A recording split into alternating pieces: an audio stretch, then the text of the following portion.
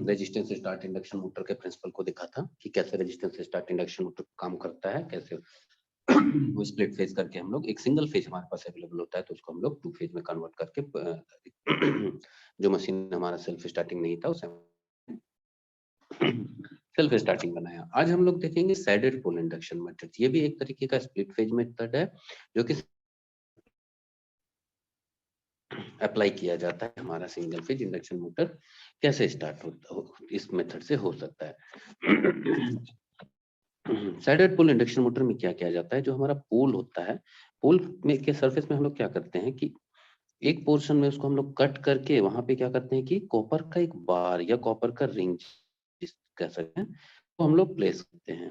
ठीक है, तो पहले ये सर्किट डायग्राम हम लोग देख लेते हैं कि कॉपर का बार लगा रहे हैं कैसे, और जिस पोर्शन में हमारा कॉपर का बार लगा उसे क्या कहा जाता है पोर्शन, और जिधर हमारा कॉपर का बार नहीं रहता है उसे अनसैडेड पोर्शन बोलते हैं। ठीक है, ये जो अभी हम बना रहे हैं ये कॉपर का बार हमारा है, जो हम लोग इसे कलर चेंज कर लेते हैं हम कॉपर के बार के लिए। ये हम जो कॉपर का बोल रहे हैं जो कि लो रेजिस्टेंस हमारा कॉपर बार यहाँ पे हम डाल रहे हैं, ये हमारा कहलाएगा सैडेड कॉइल या सैडिंग पोर्शन। बीच में ये हमारा हो गया, ये एक रोटर हो गया हमारा, थोड़ा सा फ्री हैंड से बनाना होगा अच्छे से। यहाँ पे अब हम लोग क्या कर रहे हैं, ये हम सप्लाई इसमें दे रहे हैं।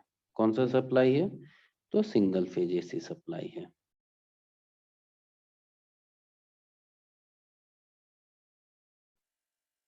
ये हमारा सिंगल फेज एसी सप्लाई हो गया, ये इसके 2 टर्मिनल्स हो गए। तो अब यहाँ पे क्या है, ये जो ये जो हमारा 2 कॉइल है यहाँ पे जो हम लगा के रखे हैं, एक ये और एक ये, इसे क्या बोलते हैं दोनों को, इसे हम लोग बोलते हैं सैडिंग कॉइल। ठीक है, ये कॉपर का बार होता है या कॉपर का स्ट्रिप होता है। अब हम लोगों का क्या है कि जब हम लोग जानते हैं सिंगल फेज सप्लाई देते हैं तो वहाँ फ्लक्स रोटेट नहीं होता है, वो पल्सेटिंग टॉर्क जनरेट होता है जिसके चलते हमारा मोटर रोटेट नहीं करता है। लेकिन अब क्या है कि ये सैडिंग कॉइल हम लगा रहे हैं, तो सैडिंग कॉइल लगा रहे हैं तो यहाँ पे क्या होगा कि अब हमारा फ्लक्स रोटेट करेगा अनसाइडेड से साइडेड की ओर। तो बहुत बार ये क्वेश्चन भी पूछा जाता है, जैसे अगर कहीं हम लोग एग्जाम देते हैं या फिर कभी वाइवा में बैठते हैं एग्जाम, जैसे कि कॉम्पिटिटिव एग्जाम, तो जो हमारा फ्लक्स का फ्लो होता है वो किधर से, मतलब साइडेड पोल में किधर से होता है, तो साइडेड पोल में किधर होता है, तो अनसाइडेड से साइडेड की ओर फ्लक्स का फ्लो होता है। तो यहाँ पे इसके पहले समझने के पहले एक चीज हम यहाँ बताना चाहेंगे, थोड़ा सा इसको हम लोग अगर ध्यान से देख के समझे तो और बढ़िया से हमारा साइडेड पोल समझ में आएगा। ये कौन सा ग्राफ है, तो हमारा एसी है, एसी वेवफॉर्म है। तो अब हम एसी वेवफॉर्म जब इसे देख रहे हैं तो हम इसमें 3 पोजीशन लेंगे, एक T1, एक T2 और एक T3। T1, T2, T3। तो हम जब सप्लाई देंगे कहीं, जब हमारा यहाँ पे ये जो सिंगल फेज है इसे सिंगल फेज सप्लाई देंगे तो यही वेवफॉर्म हमारा आ रहा है। तो इसमें अब हम 3 केस लेते हैं, एक T1, एक T2, एक T3। तो T1 के इंस्टेंट में क्या हो रहा है कि देखिए T1 में ये 0 से जब हमारा ये फ्लक्स जो हमारा यहाँ 0 से करंट का वैल्यू क्या हो रहा है, मैक्सिमम की ओर जा रहा है, 0 से यहाँ पे हमारा ये बढ़ रहा है, बढ़ते हुए क्रम में है। T2 के में क्या है कि ये हमारा एक तरह से कांस्टेंट इस पोजीशन में, और T3 में क्या है, घटते हुए क्रम में है।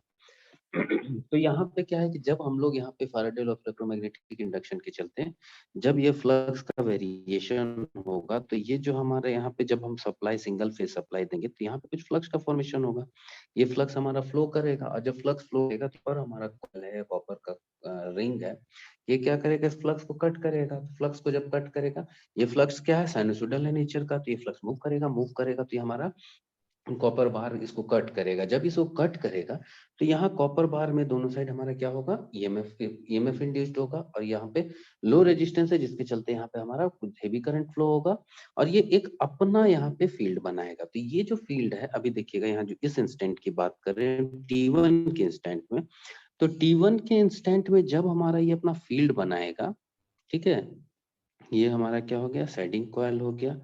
तो कर रहा है, यहाँ बढ़ रहा है। तो जब ये जो T1 के इंस्टेंट में हमारा फ्लक्स का या करंट का वैल्यू बढ़ रहा है, फ्लक्स जो जनरेशन बढ़ रहा है, तो फ्लक्स के फॉर्मेशन को ये मेरा जो कॉपर का स्ट्रिप ये क्या करेगा, इसको अपोज करेगा, इसके फॉर्मेशन को अपोज करेगा। तो जो हमारा फ्लक्स का जो डेंसिटी सबसे ज्यादा फ्लक्स किधर से फ्लो करेगा, तो अनसाइडेड की तरफ से ये हमारा मैक्सिमम जो फ्लक्स का पाथ है अनसाइडेड की ओर फ्लो होगा। ठीक है, यहाँ जितना है ये क्या करेगा कि इधर से फ्लो नहीं होने देगा, इसको अपोज करेगा इस फ्लक्स के फॉर्मेशन को साइडेड की तरफ। तो ये मैक्सिमम फ्लक्स हमारा किधर से फ्लो होना स्टार्ट होगा, तो अनसाइडेड की ओर। जो भी यहाँ से फ्लक्स होगा वो क्या होगा, हमारा अनसाइडेड की ओर होगा। तो पहला केस ये हो गया। अब हम T2 के इंस्टेंट की बात करेंगे। T2 में ऑलमोस्ट ये हमारा कांस्टेंट है तो यहाँ पे फ्लक्स का रेट चेंज नहीं हो रहा कोई फ्लक्स।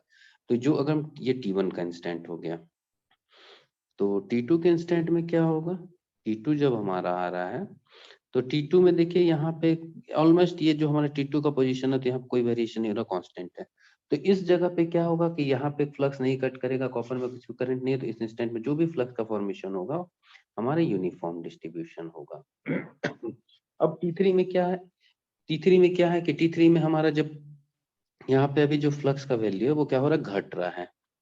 ये हमारा T2 हो गया, ये हो गया हमारा कॉपर वायर। तो T3 के इंस्टेंट में क्या होगा, ये जो हमारा घट रहा है, तो अगर यहाँ जो हमारा फ्लक्स का फॉर्मेशन, ये जो फ्लक्स फिर कट करेगा हमारा कॉपर वायर, तो फ्लक्स कट करेगा तो यहाँ ईएमएफ इंड्यूस्ड होगा। ये फिर क्या करेगा, ऐसा करेगा कि जैसे जो हमारा यहाँ पर घट रहा है, तो अगर इसको घटने को अपोज करना तो क्या करेगा, मेन फ्लक्स को मैग्नेटाइज करेगा, मैग फ्लक्स को सपोर्ट करेगा। तो मैक्सिमम फ्लक्स क्या होगा हमारा, इस पोर्शन से साइडेड पोर्शन की ओर डेंसिटी होगा, साइडेड पोर्शन की ओर ये इसको ऐड करेगा, मेन फ्लक्स को ऐड करेगा।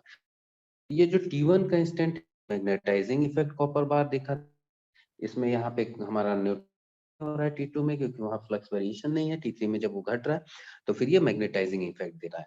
तो T1 T2 T3 है, तो इसमें हम लोगों को दिख रहा है कि जैसे T1 T2 और T3 की बात कर रहे हैं, तो यहाँ T1 जो हमारा फ्लक्स का आप देखिए मूवमेंट, यहाँ से लेके इस तरीके का कुछ हमारा वेरिएशन आ रहा है फ्लक्स में, फ्लक्स मूव कर रहा है अनसाइडेड से साइडेड की ओर। तो यही यही प्रिंसिपल पे हमारा साइडेड पोल कॉइल का, साइडेड पोल इंडक्शन मोटर काम करता है कि जब हम साइडिंग कॉइल लगाते हैं, तो जब ये हमारा T1 के इंस्टेंट में है, तो T1 के इंस्टेंट में जब हमारा बढ़ रहा है फ्लक्स, तो यहाँ जो फ्लक्स फॉर्मेशन हो रहा है, करंट बढ़ रहा है, तो कॉपर बार क्या करता है कि फ्लक्स को कट करता है, वहां पे ईएमएफ इंड्यूस्ड होता है, लो रेजिस्टेंस है तो हेवी करंट फ्लो होगा, फॉर्मेशन होगा। तो वो अपना एक फील्ड जनरेट करेगा जो कि इस मेन फ्लक्स को अपोज करेगा। तो क्या फ्लक्स हमारा मैक्सिमम फ्लक्स किधर से पास होगा, तो अनसाइडेड की तरफ से पास होगा। सेकंड में जो T2 के इंस्टेंट की बात हम करें, T2 में हमारा फ्लक्स का वेरिएशन एकदम कांस्टेंट है, वो ऑलमोस्ट कांस्टेंट है। तो उस समय क्या होगा कि हमारा पूरा होल सरफेस से हमारा फ्लक्स पास होगा। फिर जो T3 है, तो यहाँ पे हमारा फ्लक्स का घट रहा है, तो घट रहा है, तो जो कॉपर में जो हमारा T3 के इंस्टेंट में यहाँ पे जो कॉपर में कॉपर बार कट कर रहा है, ईएमएफ इंड्यूस्ड हो रहा है, तो वो क्या करेगा, सपोर्ट करेगा, ऐड करेगा मेन फ्लक्स को। तो जो हमारा फ्लक्स का फ्लो होगा मैक्सिमम हमारा कहाँ होगा, तो अनसाइडेड की ओर, सॉरी साइडेड की ओर ज्यादा होगा।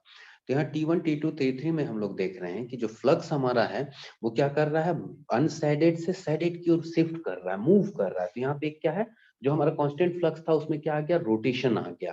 तो अभी रोटेशन के चल आगने के कारण अब क्या होगा कि जब हमारे रोटर के कंडक्टर को कट करेगा, रोटर कंडक्टर को कट करेगा, तो रोटर में ईएमएफ इंड्यूस्ड होगा, रोटर हमारे मैग्नेटिक फ्लक्स के डायरेक्शन में आसानी से रोटेट करना स्टार्ट करेगा। तो ये था हमारा साइडेड पोल इंडक्शन मोटर का वर्किंग प्रिंसिपल। Thank you.